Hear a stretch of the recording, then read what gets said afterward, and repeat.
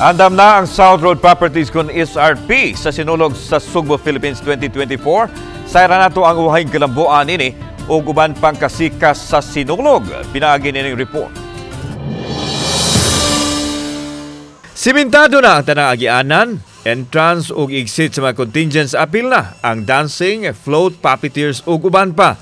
Napabarog na usab ug naatupan ang grandstand diin ipahimutang ang mga mutan-aw sa sinulog performance. Bisan og hamugaway na kay lusot-lusot ang hangin, gipamutangan pa og mga dagkong electric fan.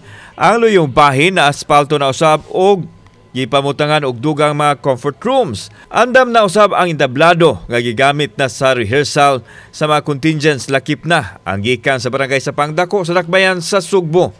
Gihangop nila ang dakong kabaguhan karon itandi sa niaging tuig. Okay siya, okay jud siya. Na improvement ang karon nga structure nila sa venue.